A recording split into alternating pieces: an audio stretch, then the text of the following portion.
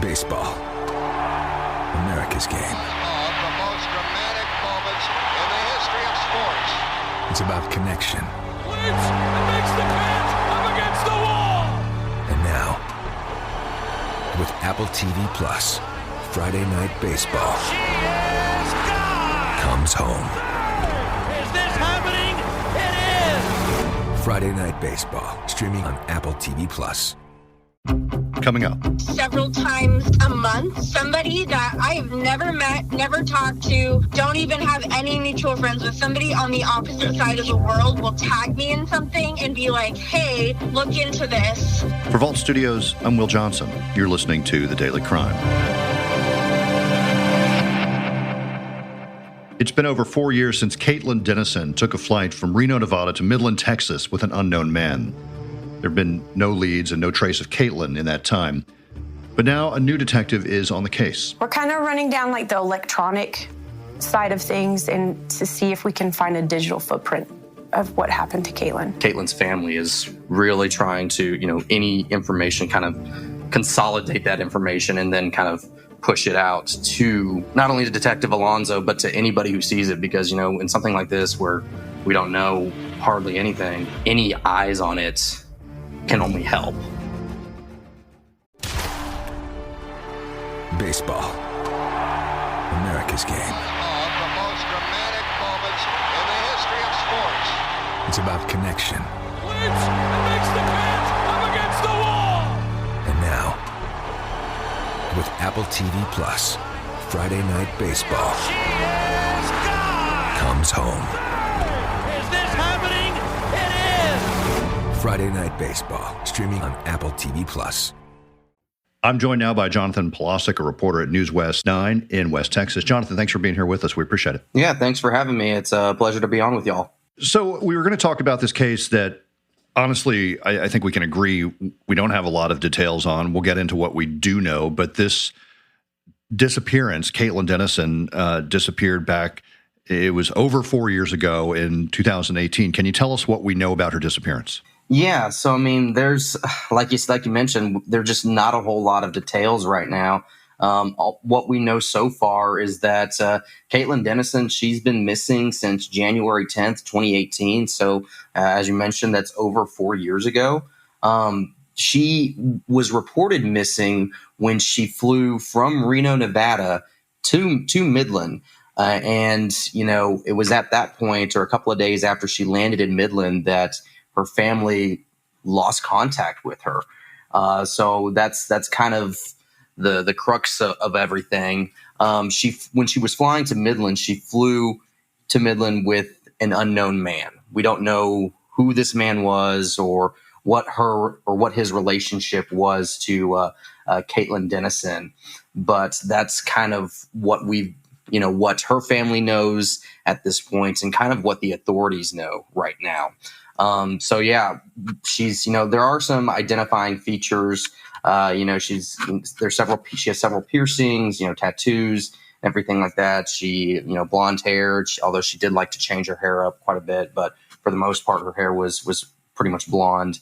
So, as far as Caitlin goes, she was very close with her family, about 23, 24 years old, the oldest of her and her siblings, a younger sister, Rachel, and a younger sibling, Nimbus. And so, those two, Caitlin and Rachel especially, were incredibly close, but, she was close with both of her siblings. And so, it's interesting because, Rachel has been, instrumental in trying to get, the word out about Caitlin's case, because it seems like, there just hasn't necessarily been that much coverage on it. And they're just looking for anything that can help, because as we know, this was a cold case, and Midland police picked it back up in November 2021. And I got to speak with the detective who picked this case back up. And in fact, it was a YouTube video that sort of caught her eye too, right? But yeah, so this detective, Detective Jenny Alonzo here with the Midland Police Department, she saw that video, I believe, back in November of 2021. and, decided that she wanted to pick up this case. So the case came back to light in November of 2021 because a YouTuber had put her case online, and I took on the case and believed that there was other avenues of approach that we hadn't done back in 2018 that we could do follow-ups on. I believe along with, some pushing from Caitlin's family, or Rachel, to see if we can just get somebody back on this case. And so Detective Alonzo, one of the big things that she's wanting to do with this case that I don't believe really was explored a whole lot when, previous detectives were looking into this case, is trying to use Caitlin's digital footprint. Anything, whether it be the use of the cell phone, computer, social media, anything where Caitlin's digital footprint could leave a mark. They're trying to search for that to potentially help locate her, whether it be current location, a more recent last known location, things like that.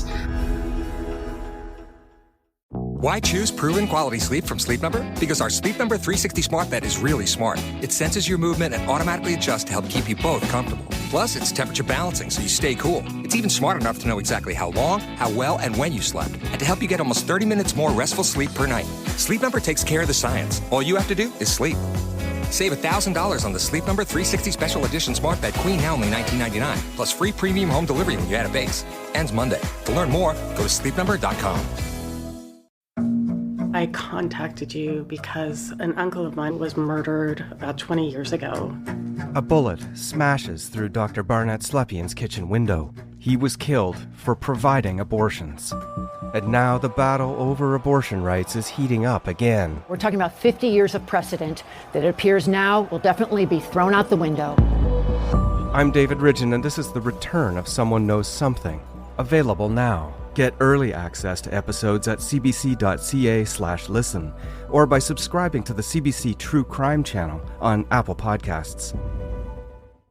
The good news is, and I know family and friends are relieved that they now have a detective who is focused on Caitlin's case and what the heck could have happened to her. I mean, taking a flight from one city in Nevada to Texas, not a huge distance, and then just disappearing after that. It just seems so odd. No, it definitely seems a little bit strange. But, as you mentioned, getting a detective on this case who is, really wants to go about solving it and is really trying to help this family. That's one thing that when I spoke to Rachel, Nimbus, and Emily this past week, they were so incredibly appreciative that they had a detective coming back to take this case on, really try and look into it and help them figure out what happened to Caitlin. And not only that, but they're incredibly appreciative that this is a detective and Detective Alonzo that is really being in constant communication with them about,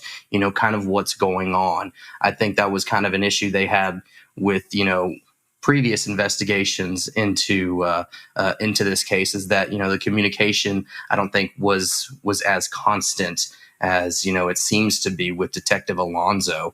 And there, like I said, it seems to be according to Caitlin's family, it seems to be a constant back and forth almost daily, whether it be by email, phone, or what have you, back and forth. I am just really thankful that we are finally able to communicate with someone who really does want to listen to us and keep us in the loop and do everything that they can, and that are so willing to retrace steps that we thought were missed. And then, Jonathan, I know one of them mentioned that they actually hear quite a bit from people all over the place with potential clues or tips or evidence about Caitlin's whereabouts. Who knows how helpful some of that is, but she mentioned just the fact that she hears from people is heartening. Oh, yeah, absolutely. And, one of the biggest things that they have is a Facebook page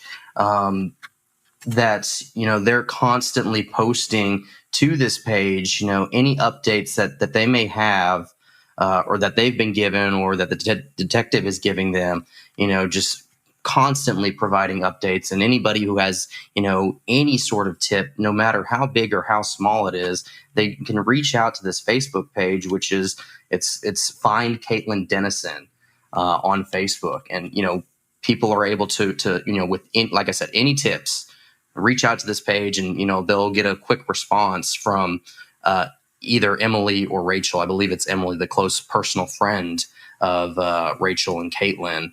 I believe those two in particular kind of run this page, and they pass along any tips that they get to Detective Alonso, because they're trying to get to the bottom of this just as quickly as Detective Alonso is. I mean, it's their sister, it's their close friend. Jonathan Polasek at NewsWest9 in Texas. Thanks so much for talking to us about this case. I hope we hear some more information soon, as I'm sure family and friends do, about the whereabouts and what might have happened to Caitlin Denison. Thanks again.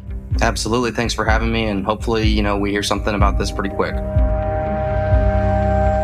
Thanks for listening to The Daily Crime. Be sure to check out our weekly show, True Crime Chronicles, available wherever you listen to podcasts. For Vault Studios, I'm Will Johnson.